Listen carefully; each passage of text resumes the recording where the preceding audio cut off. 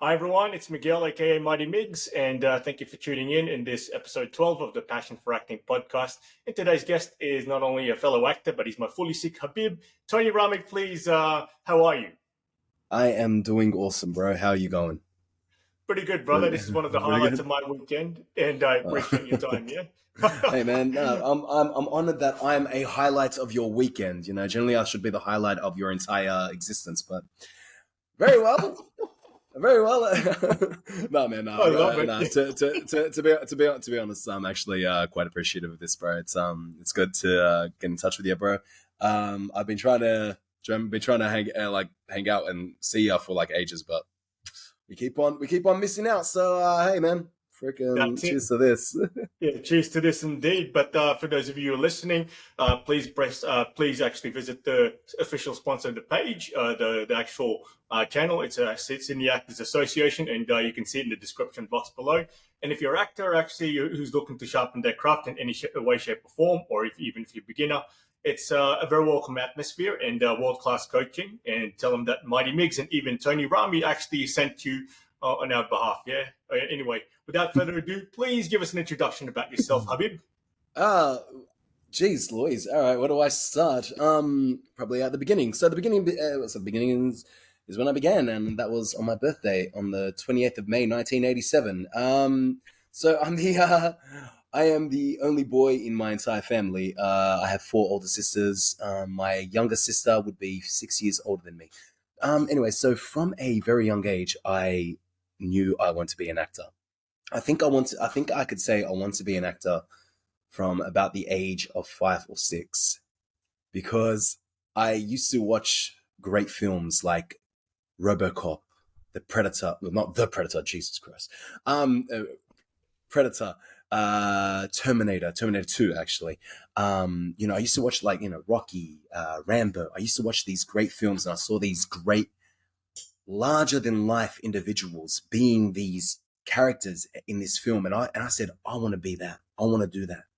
I want to do that. And obviously they shaped my life. There's a lot that just always seeing that. I always want to do great action films, especially like the old school 80s action films. I would love to be in those again.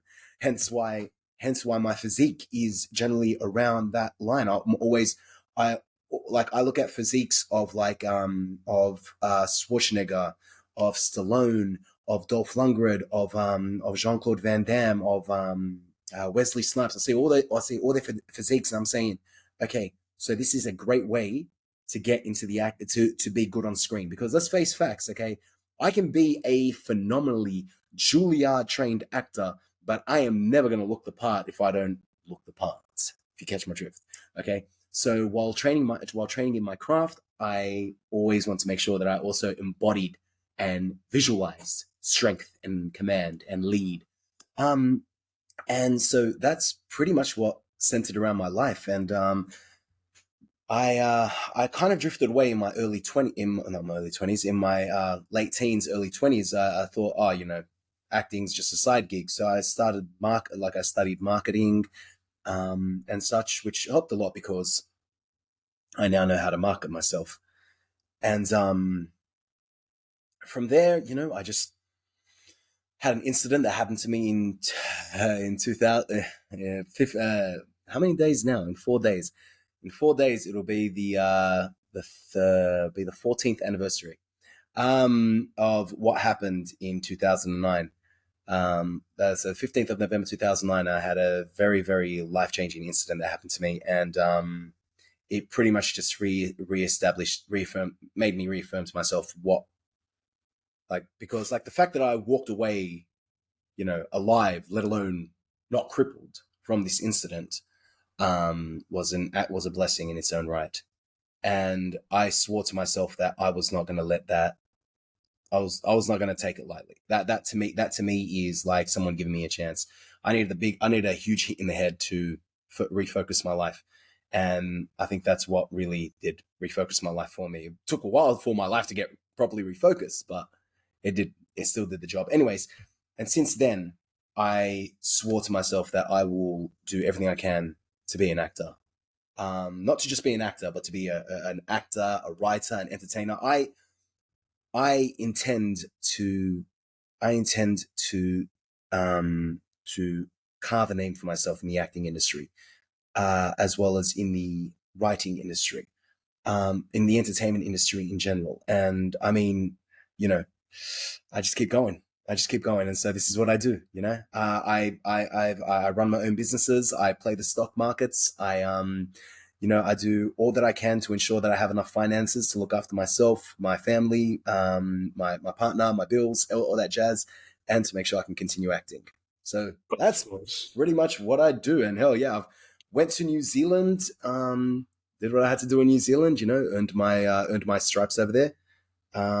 Came back, and now I'm back in Sydney, and now that the strike is over, let's see where to go next. Oh, you know what? Like what you said, trust the process and trust the Almighty, because I believe Indeed. in the Almighty as well. And in Arabic, it's called Yeshua. So, and I believe in Yeshua as well. So, of course. Well, that's Yeshua is being if we're talking Yeshua is Jesus. yes, and if you believe that Yeshua is the Almighty, of course, you can Yes. say that as well. The general word for the Almighty, regardless of whichever religion it is in Arabic, is Allah. Ironically, I know a lot of people like to associate Allah with Islam, but nah. Remember, Islam uses Arabic. The Arabic was around long before Islam was around. Okay, so nothing against Islam, by the way. I'm just saying that, like, a lot of people think, like, I've seen some things. Do you believe in God or do you believe in Allah? And I'm like, seriously, bro? That's like saying, do you want tea or do you want chai? It's kind of the same thing, sunshine. Stop being a dropkick about it. So, of course, yeah. But going back, like, of course, like you said, because trusting the process and trusting in Allah. Trust, yep. Yeah, and trusting God, trusting in God, exactly, the Almighty, and then that's just a good blessing that you're still alive after that life-changing moment. And I actually didn't know that you were the youngest and you're the only boy in the whole family. You know what I mean? No. It's not something that's it's not something like, hey, bro, how you doing, man? Good to meet you. Do you know I'm the youngest and only boy in my entire family? Yeah. It's not like something you're gonna like drop in the middle of a conversation. That you're like, that's up, bro. Oh, you know what? Better late than never. Yeah, better late than never. Yeah, because I remember the last time we saw each other face to face. It was at the time when you offered me to play the role of Spider-Man in that in front of the kids, and I got to meet one of your sisters, who's actually like part of the Soul Sisters, I think. Yeah, one of the Soul Sisters. Yeah. That was that's my sister Tanya. That's my younger sister. So she's the one. She's 60. Yeah, she's the one who's 6 years older than me. My youngest sister. She was pretty big in the music industry for a while. Like, she was like dealing with a lot of like big names. I mean, like, I don't want to toot my own horn here, but I've had conversations with some pretty, like, phone conversations with some video conversations as well with some pretty big celebrities. I don't want to be like, oh yeah, well, speaking of this guy and this guy, because people are like, really? But let's just say, yeah, pretty big celebrities, pretty big music celebrities. So, but yeah, I think she's, I don't know if she's still in it or if she's gone out of it. She's kind of like stepped aside from it now. She's focused more on her family now. Oh, okay. But she still does a little bit of it every now and again. I think just the other night she was just at a gig or something. So see what happens. Yeah, because I remember that time and I said, "Oh, this is where you get your good looks from her," and then you go, "No, she gets her good looks from me." That's what I said. And you told me it doesn't make sense, but the actual fact, I said, "Yeah, I'll take your word for it, Habib, because I've known you longer than your sister." So yeah. But anyway, yeah. So that's some inspirational stories there, bro. And I like how, because that actually answers the next question that I had: what inspired you to become an actor? But it's obviously the '80s action movies. You know what I mean? Like, I was actually watching Predator the other day, and I bought it, and I watched it for, first time for more than 10 years or so. But I actually have forgotten about how much memorable quotes is in it. Run, get to the chopper. It's like, stick around, or what else is it? Turn around. If it bleeds, if we bleeds, we kill it. If it bleeds, exactly, we kill it. We can kill it. Perfect, just perfect. Like absolute one-liners. Like Predator to me, like the story as well. It's more than just an 80s action movie, though. Predator, to me, this is the beauty of Predator, and it's kind of one of my big gripes with modern day storytelling. Predator was showing a bunch of masculine, overpowered men being stripped down to nothing. This was perfect. Perfect. Okay. No one had to come on screen and tell them about their political or their social agendas or what sexuality they are. There didn't have to be no strong female character or some strong trans character or someone like that. Okay. You had men in their element being stripped down to their bare bones, no pun intended. Okay. And this is what I'm talking about. I love these old school stories. This is what I love. When I read a script like this, I've done some scripts recently like this. A lot of scripts that I read, there seems to be littered with political propaganda in there, and regardless of whether it's be conservative or liberal. I hate propaganda. I personally find propaganda to be the death of entertainment, which is why I feel for the last few years, our movies and our shows, at least the ones that are coming out of Hollywood, have been terrible to say the least. Yeah, the mainstream ones, yeah. Like, I mean, like I think we should really see something when we find that Korea and Japan and China are releasing better movies than the West. You know, it's kind of like, dude, what happens here? Like, don't get me wrong. I know China and Japan and Korea have great films. And I love, because I'm a huge fan of the old school kung fu films. Like, I used to watch them with my dad. Okay, so I used to like, man, I grew up on Jackie Chan. I grew up on Bruce Lee. I grew up on Jet Li. I grew up on Donnie Yen. I grew up on what's her name? Zhang Ziyu. I love her. I love her, man. She is, God, she is like, I'm like. When I watched Hero, to this day, Jet Li's Hero, in my opinion, is probably the best kung fu movie I've ever seen in my life. Fearless for me. Fearless. I was actually going to say Fearless trails right after. I love Fearless. Fearless to me is great. But have you seen Once Upon a Time in China Part 2? Yes, 1, 2, 3, and 4. Yes, I didn't like 3 and 4. I felt I kind of felt after Part 3, they 3 was just, yeah, and then 4 was like, what the hell am I watching? But Part 1, oh my God, Part 1 was beautiful. Part 2, you even can't better. top Part 2. Donnie Part Yen, 2 right? was just perfect. That was the one with Donnie Yen and yes. Wait, was Donnie Yen in Part 1 or Part 2? No, he was in Part 2. He's in Part 2, yeah. Yeah. Part 2. But yeah, because that was one where they're up against the White Lotus, the White Lotus triads. That's right. Like the racist triads, yeah. Yeah, the ones that want to make China just under the triads. But then again, like if you look at it historically speaking, I love how Jet Li is so, well, at least his movies was they're so historically into the veins of China, and it's one thing that I really, really, that like I kind of feel like upset, because I speak to a lot of Chinese people, and even though they're okay with the CCP and such, they tell me that they're really upset that a lot of Chinese nowadays don't understand the values of Chinese values.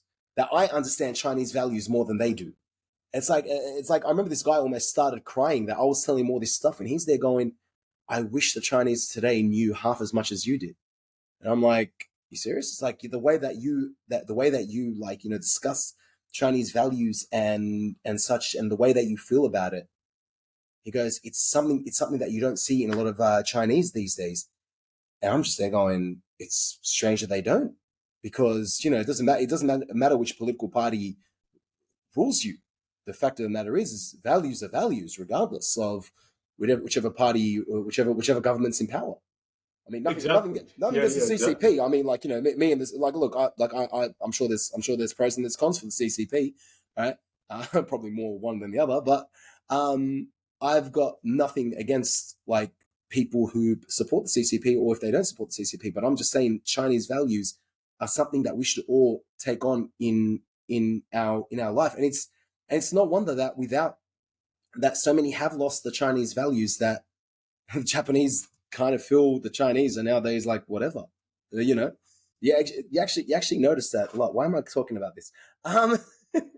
There's a lot of I'm really enveloped into Japanese culture and Chinese culture.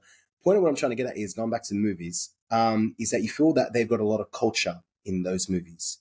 and this is something that we're lacking in today's day and age in our Western media culture. Well, I agree. I agree because, like Mm, like you said, the political agendas each to their own, right? Because mm, not everyone's going to be in the same boat with politics. No mm, matter you're conservative like us, or they're liberals like some mm, people, but each to mm, their own. But at the same mm, time, like when you force something upon down somebody's throat, the mm, problem is they're going to be repelled to it instead. mm, So yeah, and that's the problem. And so one person comes to mind that hasn't gone politically correct in Hollywood is definitely Tom Cruise, and you notice mm, that in and then see how like he doesn't put any of these agendas because he knows what's going to sell for him. You know what I mean? mm. And there's a reason why he actually produces his own films is because he's in control and he knows what sells, and he's not Yeah. going to sell something that he knows not going to sell for him. And that's why movies like the Mission Impossible series and Jack Reacher and all that stuff. He knows how to market these things. He knows Mm-hmm. what's going to sell. It's not always Mm. perfect, not always great, but it's majority of times it's something people want to brag about and that's why like stick to your guns, because when it comes to diversity and all that stuff, we can't please everybody. There's no point trying to please everybody at the end of the day. You know what I mean? So my point is with that is that whether it's like something you're producing Mm. or you're going to be involved in a project, do what you feel is right for yourself. You know what I Mm. mean? So yeah. So but at the end of the day, that's just my belief, and your beliefs are pretty much similar to that. And Fair. you have to just keep going the flow. Just keep going the flow as long as you don't compromise in your values. None of us are actually perfect in sticking to our values, but I think you and I are actually planted enough in our values that we're not going to Mm. compromise with certain things, which is a good thing. Yeah. I mean, like, look, my like, I always try to symbolize, like my okay. How do I say this without like going on a different tangent? That's one of my problems. I tend to waffle on every now and again. Um, no, seriously. um, what like the selling of values? I think, like, look, okay, when I look at us in this industry, okay, technically we are, and no offense when I say this, we are all whores in this industry.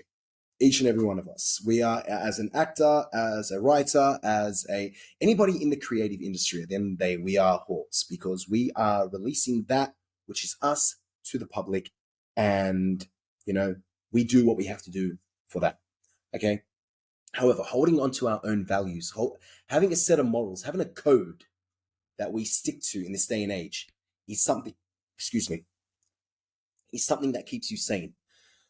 I've seen so many of my fellow actors fall into that whole, start just screaming on Facebook type of thing, or Instagram Or or whatever, TikTok. Or or TikTok. TikTok, yeah, or TikTok or whatever the next one's going to be. We've got Instagram, we've got Facebook, we've got X now. It's not called X now. We've got what's the other one? Threads. We've got TikTok. We've got. Do you remember back in the day when it was literally just nothing? MySpace. MySpace. MySpace. Do you remember MySpace and Bebo? That was fun. You remember MSN Messenger? I remember, Oh like, yeah. when we first started ICQ. off. Yeah, ICQ. exactly. Yeah. ICQ, Merc, MIRC. I love that stuff. But like, I mean, like, even if we go to the beginning of Facebook, mate, seriously, it was just hey, we got Facebook, we got YouTube, and I think there was also Twitter. Okay, and that was it. But now there's like all these different social media things, and everybody's trying to keep up with everything, and everyone's trying to release as much content on every other one.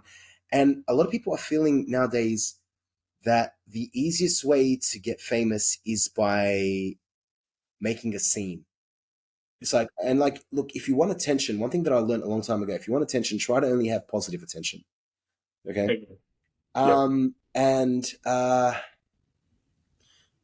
in saying that though, when you're releasing yourself out there all the time, I understand with a lot of actors, I know, like, psychologically speaking, when you keep going to audition after audition, and when you keep putting yourself out there again and again and again, and nothing happens, you feel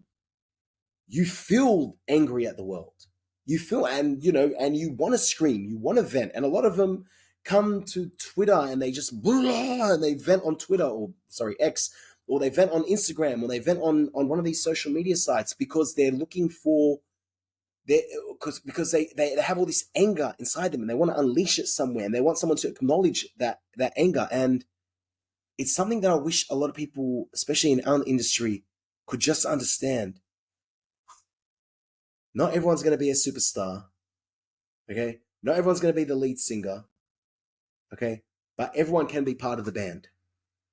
There's a lot of bands, okay? You can always be part of the band. You may not be able to be the lead singer. You may not have the vocal capacity, but you can always be background, okay? You may not look. Every band needs everybody. And it's like what Chris Rock said. Sometimes you're the lead guitarist, and sometimes you're in the back just playing tambourine, okay? Okay? And this is something that we all need to understand, okay? And this is where I was saying earlier: trust the process, okay? All right, trust the process, okay? If it's meant to be, it's meant to be, okay?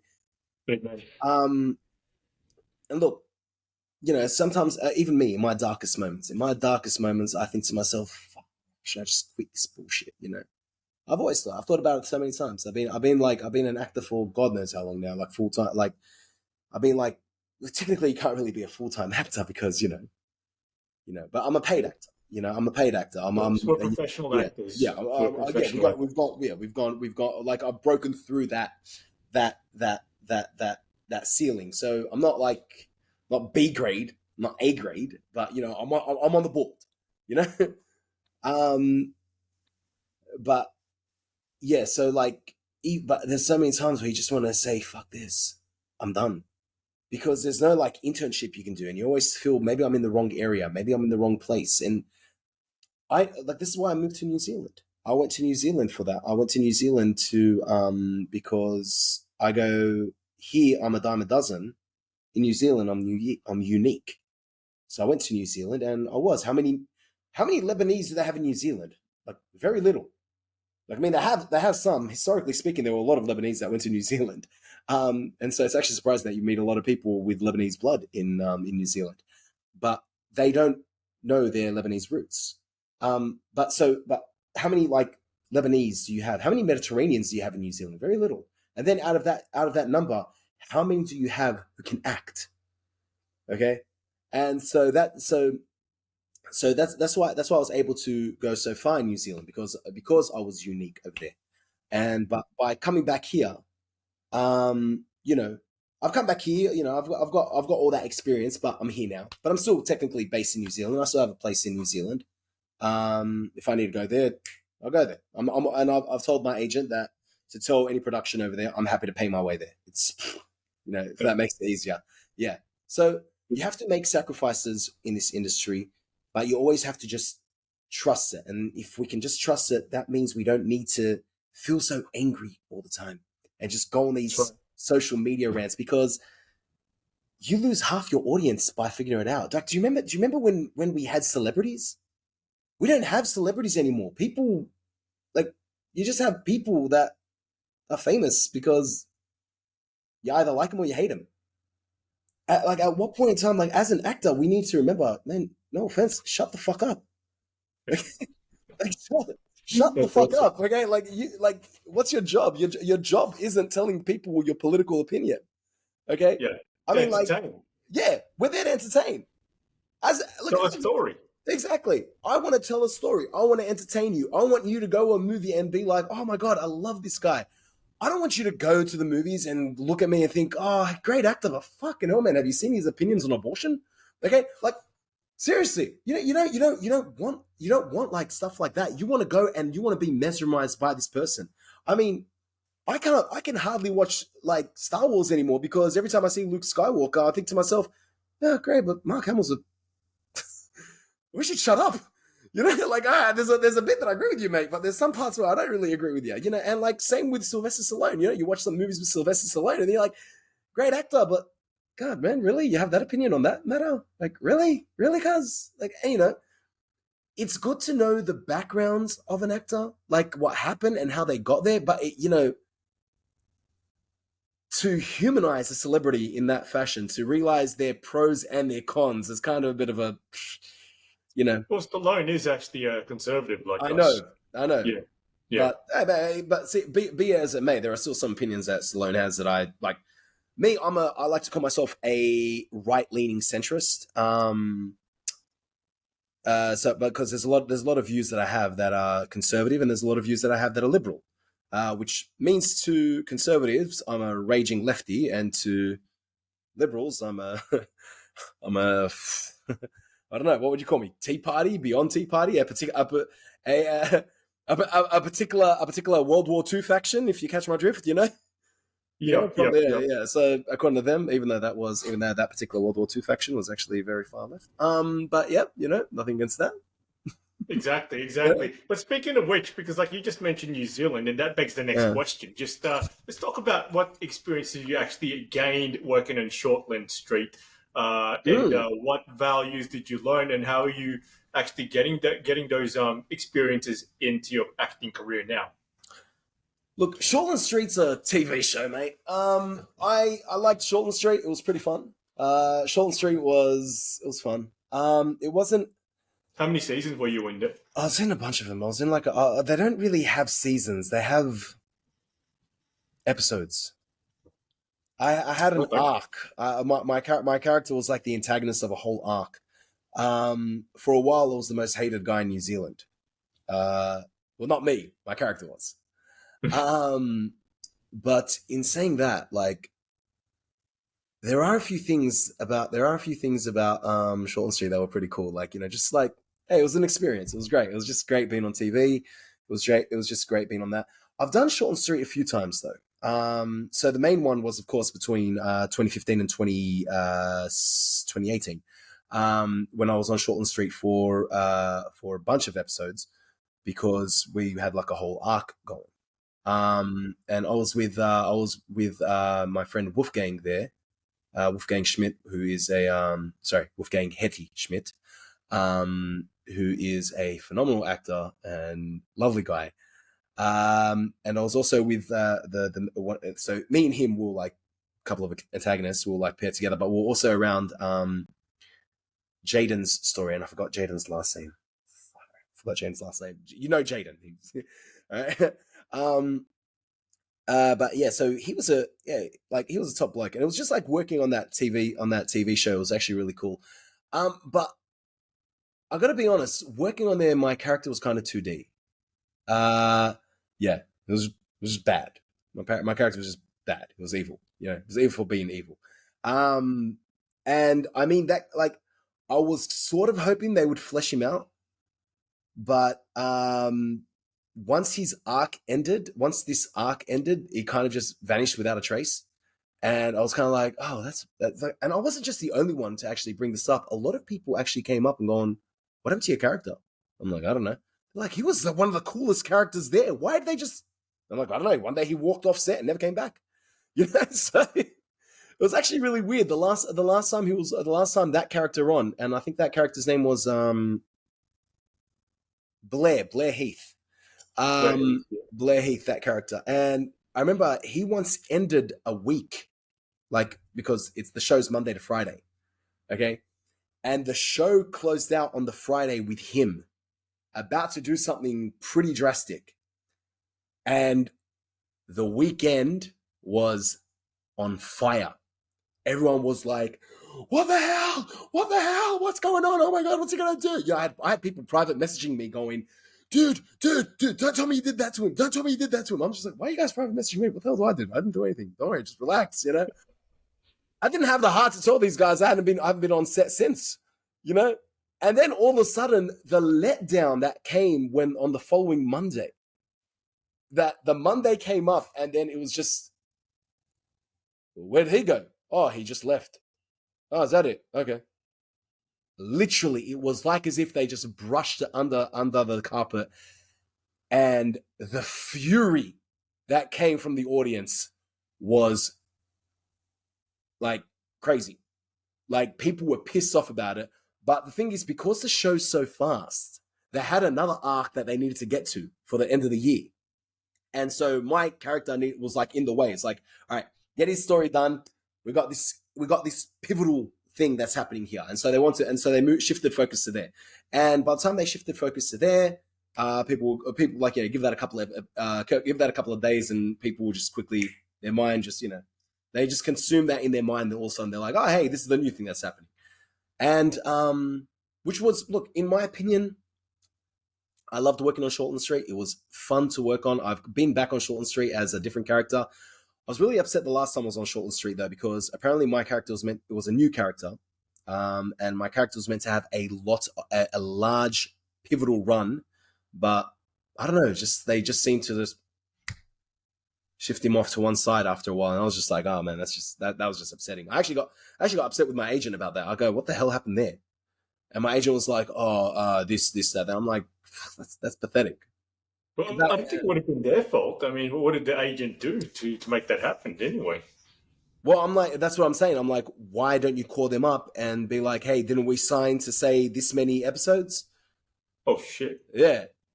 And then and it's like, oh, well, like, I'm with a fairly big agency, and the agent that was managing me back then was, I don't know, man. Every time I spoke to him, he seemed like he was always just trying to get rid of me. And I was just like, I honestly just felt like, okay, look, I know I'm not the biggest fish in the sea in this agency. Like, in comparison to the last agent that I was with, I was one of her biggest, I was one of the biggest people on her books. But she's a bitch. Seriously. The thing is, though, so when I got with this bigger agency, this larger agency that has bigger contacts and can open up more doors for me, they are, what's it called? Like, the other agents are fairly good with me, but that agent who was in charge of me at the time, I don't know, he always just seemed like he just wanted to go. He just wanted to finish the conversation quickly. And I'm just like, oh, Jesus, all right, man. Sorry for wasting your time, you know? But yeah, so that's what happened with Shortland Street there. But the thing is, what I learned from Shortland Street is just, you know, when you're on TV, just be happy that you're on TV, you know? Just be happy with the audience. Just be happy with the crew, and don't let the shit that people say get to you. Amen. Because I had so many people commenting under after every episode. You always had like someone especially with like fake. It's like obviously a fake account. Like you had all these people messaging, "Oh, what's up with his accent? Why do they have an Aussie? Why do they have a guy? Da, da, da, da, da. What's up with his accent? Yeah, yada yada yada." Had some people going, "Oh man, look at him. He's just like, you know, he's not even Maori. Oh, look at him. He's not even Pakeha. Oh, look at him. He's not even Kiwi." You know, I had a lot of people saying some fairly racist things. But you know what I just said? I said, who gives a shit? I'm on TV. They're not. I go, there's always going to be criticism, no matter what.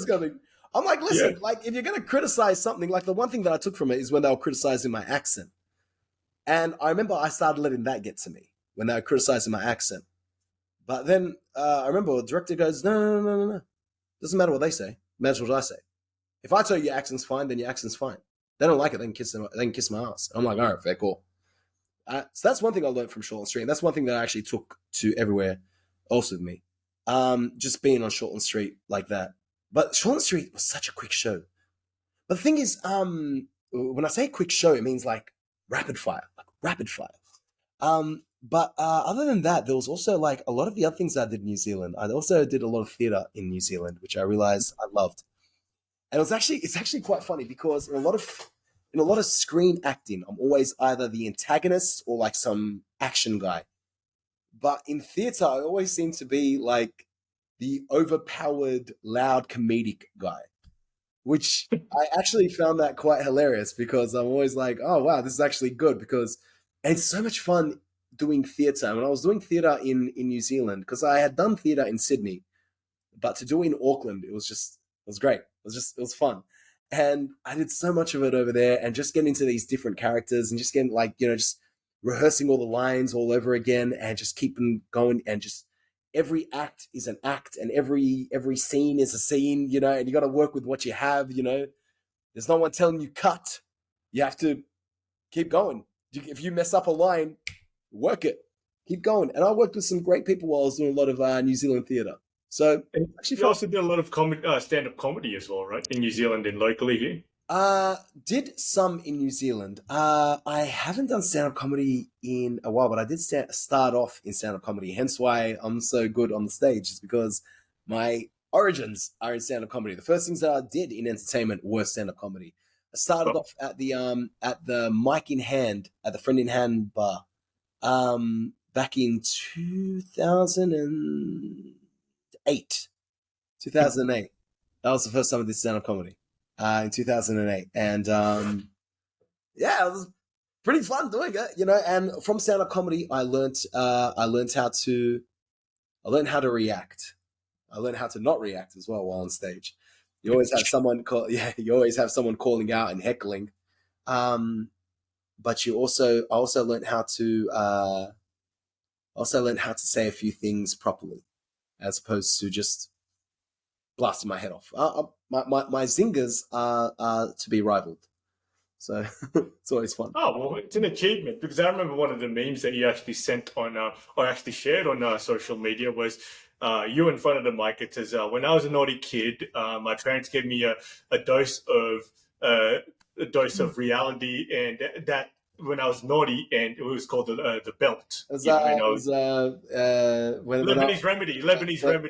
My Lebanese. I had ADHD as a kid. My parents cured it with a natural Lebanese remedy called the belt. Yeah, I was actually laughing my head off at that, because that's also like an Asian thing as well. Like, you know, I got the belt quite a bit growing up, and most of the time I deserved it because I was such a naughty kid. I couldn't sit still either, bro. So yeah, gosh, so man. yeah, because I think maybe just the West, it is that mold us, you know what I mean? Us two being Westies and all that stuff. I tell people a lot. I go, listen, man, you're worried about spankings and about getting the belt. I mean, listen, mate, just be thankful you never had a pomegranate tree in the backyard. I had if I messed up, my dad would make me go to the pomegranate tree and break off a branch and come back and give him the branch to hit me with. And I kid you not, you hear that thing cutting in the wind. And by the time you get back there, you're already crying because you know this is going to hurt. And you better pray to God that you got a decent branch, because if you got like one of these little small branches, he'd come back with the whole tree and whoop your ass with it. Okay. So this is, and like a lot of people will be like, oh my God, I can't believe he grew up in such a negative household, in such an abusive household. Mate, that wasn't abusive. That's just, that's reality, mate. You know, that's reality. You mess up, you get in the branch. I'll tell you one thing: you don't mess up much after that. And listen, I would rather have the image in my mind of my dad being upset with me and telling me to go get a branch than being hooked on Ritalin, in my opinion. That's right. Or being in jail. Exactly. Or being in jail. I actually saw a video this morning. Trigger warning for anybody who's watching, of a little kid, probably would have been like 13 or something. He was on the train. He stood up and he was like arcing up on an old man. An old man's like, yeah, I saw that. Yeah, you saw it, right? Yeah, and then you know, just this guy must have been either Mediterranean or European or Middle Eastern or something like that. He just walks in out of nowhere, grabs the kid by the neck. Pardon? What'd you say? Yeah, grabs the kid by the neck and puts him down and say, "Oh, you want to bridge up to him? Do it to me. Call him a little bitch and everything." And like, what happened to that kid after that? That kid shut the fuck up and sat down. And it's like, yeah, mate, you don't say that to an old guy, and you just got the lesson of a lifetime right there. Because that lesson right there is gonna be embedded in that kid's mind, and he's gonna know from now on, mate, there's a line you don't cross. Okay? Exactly. Because the next person probably won't let your neck go. The next person probably won't even bother. Probably the next person, the next old man you would have done it to, how do you know he doesn't have a gun hiding behind there? That's right. Or what if he was actually mafioso or something like that, right? What if you were doing that to some Russian guy who I've seen these Russian old men, or like these Lebanese old men, or these Greek old men who you think to yourself, oh my God, these people are like, I'm not even going to start on the Asian old men. Okay. All right. Jesus Christ. I remember once I thought it was just like some Asian old guy, and I bumped into him. I'm like, I'm sorry, mate. He looks at me and he actually had the shits because I think I broke something that he had, and I didn't know, but I think apparently he was some pretty big guy, some pretty big high up guy. He got the shits, but his boys that I didn't see came running and grabbing me like this. This would have been over in this would have been maybe like when I was like 15 or something like that. Over in the West. And whoever I bumped into, his boys grabbed me. These boys I didn't even see out of nowhere. And this guy would have been like maybe, I don't know, he would have been like 60 or something. Okay. I think as an Asian, he's probably older than that, because if he's 60, it means he's probably like 180. Okay. Like, I don't know, man. There's one thing my sifu taught me. It's that, how to stay young. It's the old Chinese method of showering in cold water and drinking hot water, which is what I do now. So I only started doing that in my 20s. If this guy's been doing that since he was like freaking 10, he's probably like 300 and looking 60. I don't know. I know what you mean. Yeah. We age slowly compared to most, but by the time we reach like late 60s or something like that, we sag all of a sudden, bro. No, yeah, you look 40. You look like you're 40 up until about the age of 90. Then you look like a million. But hey man, listen, bro. Listen, if I look 40 up until the age of 90, I'm not gonna complain. Right? Yeah. I'm 40 next year, so I know where you're going. Well, man, this is how you're gonna look for the next 80 years. Right? Well, I hope so. See? Yeah. But anyways, like going back to the story, so me bumping into that guy and his mates came out of nowhere and just put me down somewhere, and then he eased them off me and told me just watch where you're going. And that's something that I learned from a long time ago. I'm like, holy shit, man, this guy, I didn't even know who he was. But I bumped into him, and because I didn't say sorry at first, I told him watch where you're going. And all his boys came up to me. That's one thing that I learned from a long time ago. Don't fuck around with these people, But I didn't imagine if I arced up to him and say, "Oh, say it again." Freaking these boys would have freaking slit my throat. But that's something that I learned, and this kid now learned a lesson, and that is what we learn by getting the pomegranate tree. Okay, and sometimes when you pick off a branch, it actually has a pomegranate at the end of it. That becomes like a bit of a morning star, which can really hurt. Oh, of course. I can only imagine the pomegranate tree, but for me, it was more like the belt. You know what I mean? Yeah. And like I said, most of the time, I deserved it, because looking back, because the times when I got it for a long time, or at least for a little while, I was well behaved. And just that's the problem with these new generation people. I think because, spanking and all that stuff has become more demonized and all that stuff in society, in Western society anyway. And a lot of these kids lack morals and respect. You know what I mean? Not all of them, but a lot of them do. You know what I mean? Yeah. Look, all right. Look, I understand where a lot of them come from. A lot of them come from the idea that, you smack kids, you're doing it out of anger. And look, I agree with it. Okay, I've seen some parents beat the shit out of the kids, and in my opinion, that's not right. Okay, it's not right. I personally believe if you're gonna resort to spanking, don't do it when you're angry. You have to be calm, and you have to let the child know why this is happening.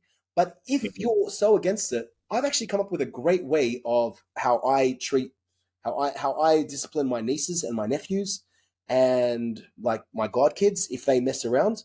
Seriously, or any kid that's under my care, if they mess around, I'm like, fine, do squat jumps until I get back. You have too much energy. Do squat jumps. No, don't want to do squat jumps. Then you're not then whatever we're doing, it's not going to happen. Do your squat jumps. I'm not doing anything until you do your squat jumps. Do your squat jumps until I get back. I make them do squat jumps. I'll sometimes make them do squat jumps for 3 minutes. And they will be crying by the end. But I'm like, do it, because you need to learn. I'm not going to hit you. I don't want to hurt you. I don't want to hurt you. I don't want to hit you. I don't want to hit you. But you have obviously too much energy, and I'm going to make you use that energy properly. Squat jumps, man. They're like how to make them do burpees. Seriously. I made kids hold a plank for 3 minutes straight. It's great. But, a few years later, those kids came back to me going, "Hey, Uncle Tony, look at my abs." And I'm like, "Those are from the planks that I gave you." Yeah, it is.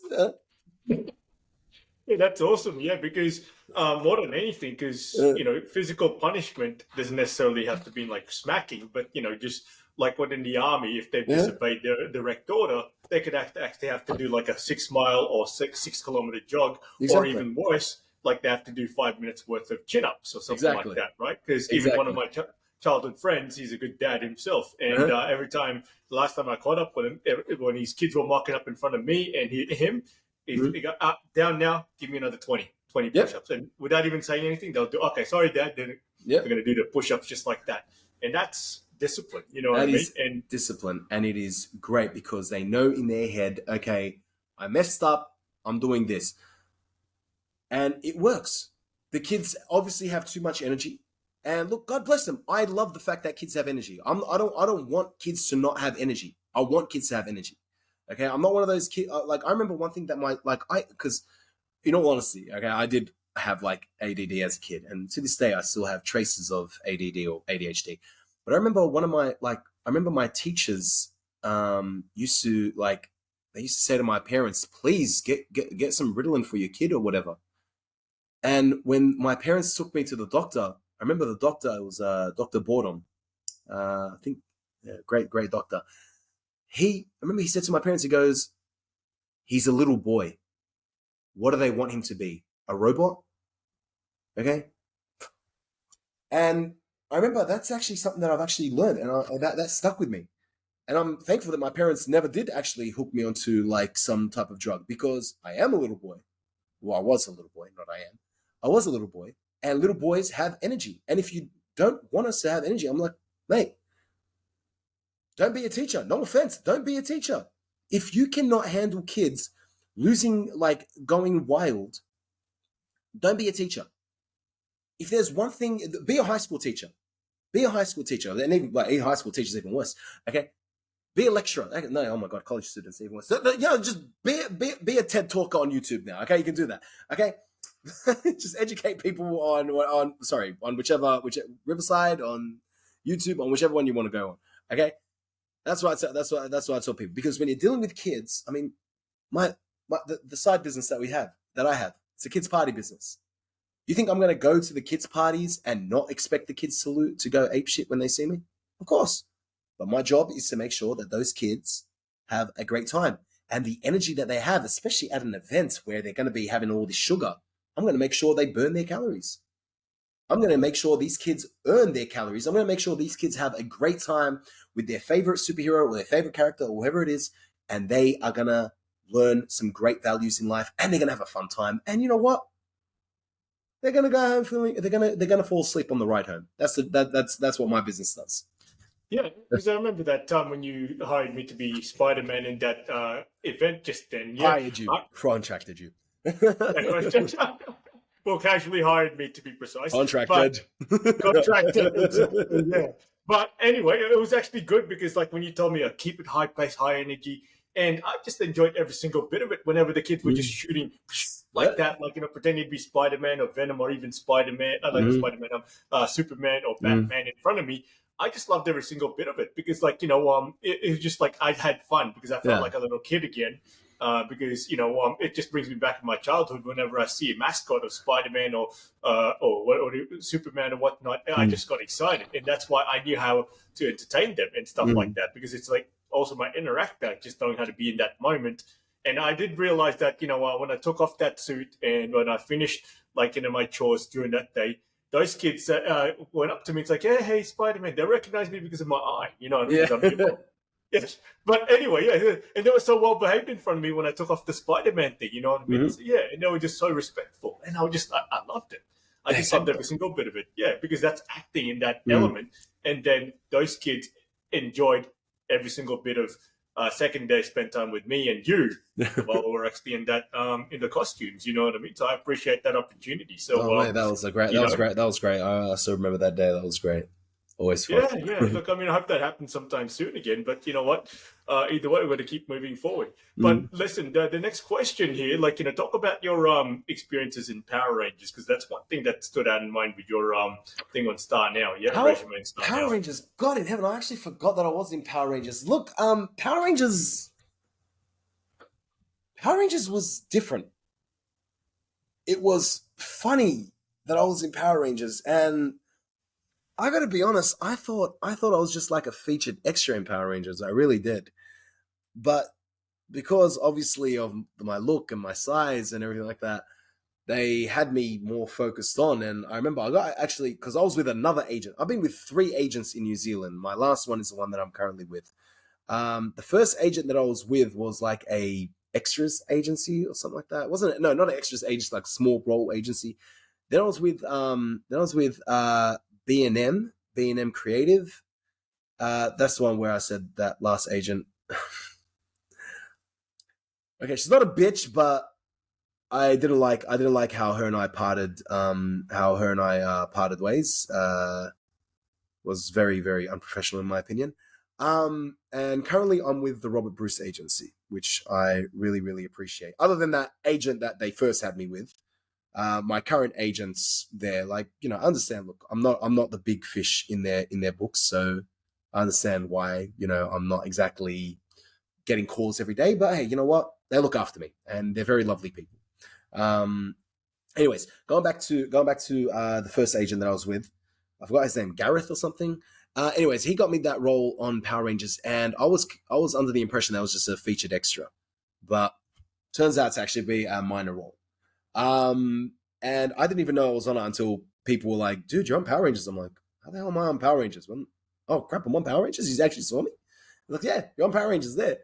And so I was on for like a few episodes. I was the head of security for I forgot his name. He ends up being the Grey Power Ranger or something. A Dino Ranger. Anyways, Talking about Jason Frank. I forgot his name. That guy, he's a lovely guy. He's a lovely bloke. Anyway, I forgot his name. I forgot who his character was and all that jazz. But lovely bloke, lovely guy, great actor as well. I've seen him in a few other things. He was a really fun person to be around, and so were the other Power Rangers. The other Power Rangers was just great. Honest to God, like I was actually always talking to Power Rangers. They're actually really, really, really fun people. The Pink Ranger, I forgot her name. God, man, me and her would just always talk all the time. She was cool, man. She was cool, and so was these are Dino Rangers. So I'm talking about like the Dino Rangers from 2015 to 2017, I think, or whatever, or 2014. I forgot when it was. But those Power Rangers, I remember because I got along with so many of them. Like we hung out a few times, even met up a few times outside of work as well. They were actually pretty cool. They were pretty cool. I remember the last time I saw him, I was actually dressed as Captain America, and I saw the Red Ranger and the Blue Ranger. And as I'm walking, I remember because I was going to Avengers: Age of Ultron, and before I jumped into Age of Ultron, I was just running around Queen Street in Auckland, you know, giving out my cards and taking photos with people. And I remember they come, like, you know, Red Ranger and Blue Ranger come past me and they're like, "Hey, Captain America," and I'm like, "Blue Ranger, Red Ranger." They're like, "How the hell do you know us?" Because it hadn't come out yet, and I'm just like, "You guys don't even know who I am.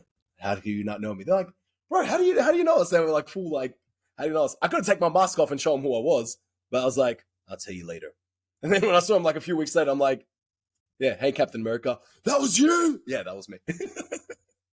So yeah, it was actually very fun. But honestly, I was just the experience that I had on that. I mean, other than all that fun stuff, the experience that I had on that was just fairly like the same way as it would be on any other set. You know, it was just fun and professional. It was actually very fun because I was working with a lot of the stunt. I was like, because I was in the minor role, I wasn't always hanging out with the main cast, only just like in between takes and such. But for the most part, I was usually with like the stunt team and the the stunt teams and because I had 2 teams. You had the stunt team and you had the Japanese stunts. Okay, so they literally had 2 teams. So you had the stunt team and the Japanese stunts, and the Japanese stunt team were some of the craziest guys you will ever come across, and they were fun. Like, I mean, fun, crazy. Like, don't get me wrong, the stunt team that I was always hanging out with were great as well. But the Japanese stunt teams were just some of like the most fun people, most chilled people. Okay, but you know, at first you'd be hesitant to go and talk to them, but after a while, you know, you just be like, "Oh my god, mate, these guys are just absolute legends." So yeah, I actually had a great time on Power Rangers. Fairly fun time. Fairly fun time. But it was like a few months worth of work, and I couldn't believe how much work it was just for like the little scenes that I was in. But God, bro, I was paid ridiculously well for just doing nothing. That's one thing I remember. I got paid ridiculously well for doing nothing. Okay. Oh, well, it is what it is, right? Because like sometimes, you feel like you don't deserve that kind of payment, but hey, they gave it to you. It was meant to be. Like what you said, trust this process, right? So yeah, so you may not think you deserved it. Oh, you know what? I only did so much during this episode or these few episodes, but then I got paid a ridiculously amount of money, more than I expected. Yeah. But you know what? It is what it is. As long as the agent did the right thing by paying the tax and like paying you, just taking his 10, 20%. God knows how much they're going to take. That's all that matters. You know what I mean? It was meant to be, mate. One of the best parts though, I remember for like a whole week, they were filming right down the road from where I lived. Like right down the road from where I lived, like literally for a whole week, and I'm just there like, do I have to go to camp? Do I have to go to base camp? Well, I mean, my house is right here. Can't I just go down there? No, you have to go to base camp. Problem was, base camp was like, in like a totally different area. Okay, so I had to drive all the way to base camp. Okay, and then they would have a shuttle bus that takes me right back to where I live anyway. Then the shuttle bus that takes me right back to the base camp, and I have to drive all the way back to where I lived. I was like pissed off. I was like, seriously? Come on, man. But because they needed to have me in different costumes and everything like that, so I was like, okay, fine. That's probably makeup and shit. Yeah. So base camp. I mean, of course. I mean, I know where you're coming from, but why can't they just make the base camp closer to the actual location? But I guess multiple teams, two teams, multiple teams. So one team would go to, because back then I was living in the Gardens, which is going towards Tuckanini, which is in South Auckland. So actually, no, not going towards Tuckanini. Okay, so the Gardens is right next to Totara Park, which is, so you have Manurewa, and then you have like Manurewa, which is kind of weird. Yeah, it's like Manurewa is like ghetto. I mean, like ghetto. Right? Mount Druitt ghetto. Right, I'm not talking Mount Druitt. I'm talking St. Mary's. Okay, St. Mary's. Oh wow. I'm going ghetto. All right, Manurewa ghetto. Okay, and then so you got like, imagine St. Mary's. And then right next to it, Bella Vista. That's what the Gardens and Manurewa was. Okay? It's just like rapid change. And so yes, I was living in the Gardens at that time. But base camp was in Manukau. And so I'd have to drive all the way to Manukau and then come all the way to the Gardens and then go all the way back to Manukau and then drive back to the Gardens. I'm just like, oh my God, what a freaking waste. So by the end of it, I just said stuff and I parked my car. I parked my car next to a guy. No, actually, no. That was only one time that I did it. I parked my car next to the guy and thought, oh yeah, I can just leave from here. And no, I still have to go back to base camp and give him back my costume. So I was like, all right, I just go to Manukau. That's crazy. Oh wow. Yeah. No, because I don't understand why like they should have given you like an assistant or somebody like within the crew to give it back to them people. You know what I mean? But maybe just because you have to sign off, right? I had to sign off, and also my role wasn't big. My role should have been big enough to have an assistant, okay, but my agent didn't fight for it. Oh damn! Yeah, he didn't fight for it. So, but that was the old agent, the old agent. He didn't fight for it. Actually, I should have got paid more as well, all things considered. I don't care about the money. It's not the money that I care about, but just given to what they put, to how my role was front and center for a while, I should have been paid a bit more. Yeah. But I didn't care. It doesn't matter. To me, it was a fun experience. It was just fun knowing the guys. And like, I still I don't catch up with them because I obviously didn't get their socials and I didn't get their numbers or anything.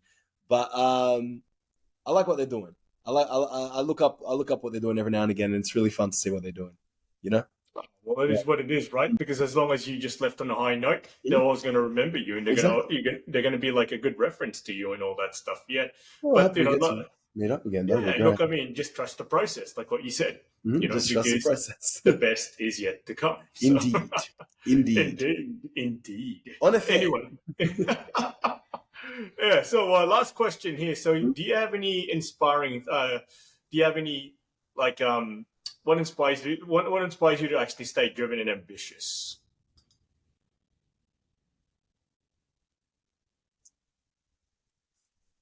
Do you remember earlier when I was talking about the incident that happened in 2009? Oh, okay. So that's your biggest inspiration at the moment, just like the biggest wake up call. They're just giving you like the heads up that it Yeah. could have been worse, right? The fact that, more than that, my biggest inspiration to keep me going is family. I know I'm gonna sound like Dominic Vin Toretto here. Diesel. Yeah, nothing stronger than family. But it's family. My family did so much for me during that time, and I have to pay them back. I know that they don't feel that I should. Obviously, we have family. Family is they say family's family. You just as long as you do well and everything. But to me, the amount of effort that they put in, the amount of stress that I put on them due to what happened to me in 2009, I feel I have to pay them back for that. And it's a debt that I can't pay back. And so I have to, whenever I feel low, whenever I feel cheated out, whenever I feel like I want to quit, I remember the debt that I owe. And that debt is something that just keeps me going. And I just remember things. I just remember, there's, I have these quotes up here. Remember the tortoise and not the hare. Okay? The tortoise won the race because the tortoise was slow and steady and just kept on going. Okay? Which is actually very fitting for like what happened in my life in New Zealand. New Zealand, my success went whirlwind very quickly, but as quickly as it went as well. So I've still got the experience, but the way that everything just went and has gone back to like not square one, but like I feel like I've gone back like at least 4 squares from what I was when I was at the peak of my career. I've gone back a few squares. It's quite humbling. So, where's another one that I have? I have another one here. I got this quote here that keeps me going.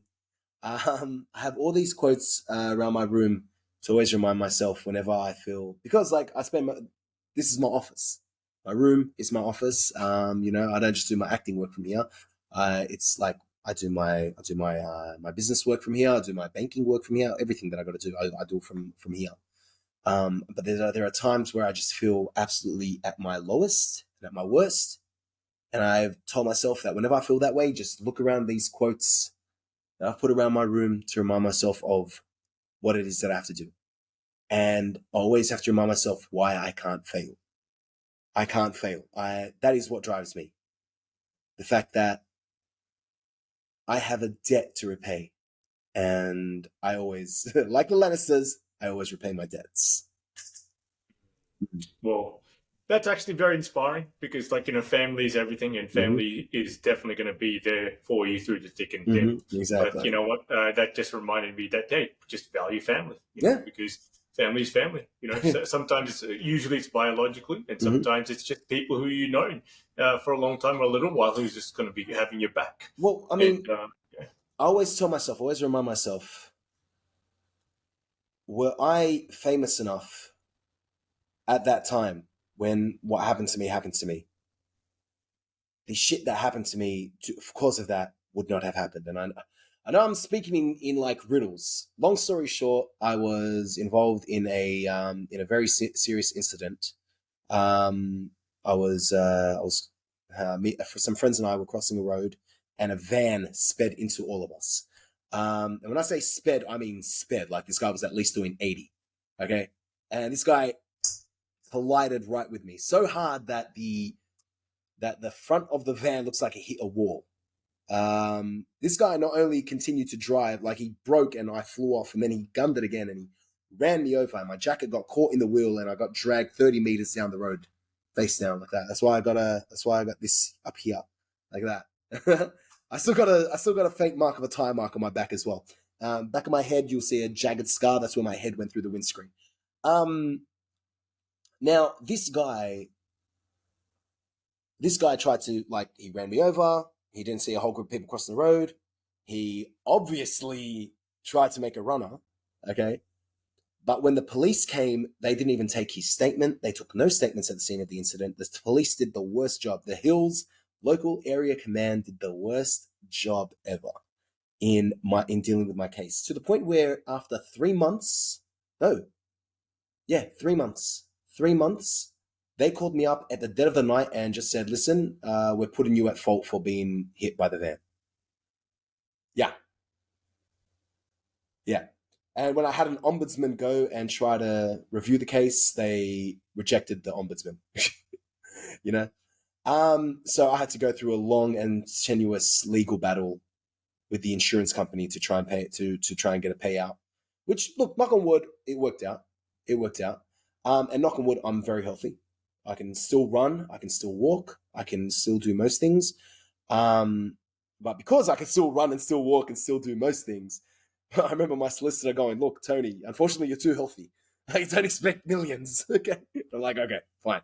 But that memory, especially how the police just completely flubbed off my case and just completely neglected it. And when I remember when I tried to reach out to news medias, they'd ignore me. They would ignore me because, I don't know, it pisses me off because sometimes I see like news on, like, you know, they have like on a current affair and everything like that. And they're like talking about a pickle or something. I'm like, when I came to you guys with this case, you guys ignored it, but you're now putting up news about us. This really? Like this? You know?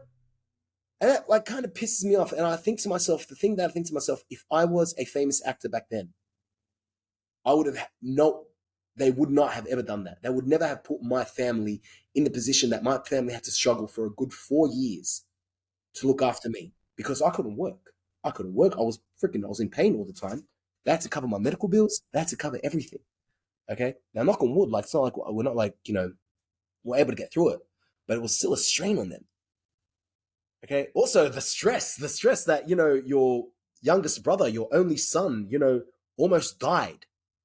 And we don't know if he's ever going to be capable of walking properly ever again or anything like that. Is he ever going to heal? That is where the debt comes from. And also the story behind that, especially in regards to the police case there, the way that the police handled the case.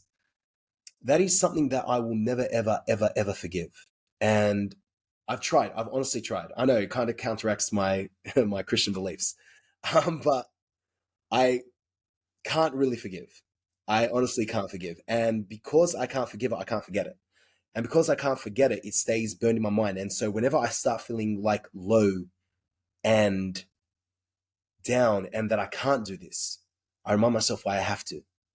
So if ever again, anyone in my family, present or future, is ever in a situation where they need help and they're getting treated like this by those who are allegedly meant to help us, then I can at least step in, and with the fame that I would have and with the finances that I would have behind me and the resources that I would have behind me due to being a successful actor, I would be able to help them.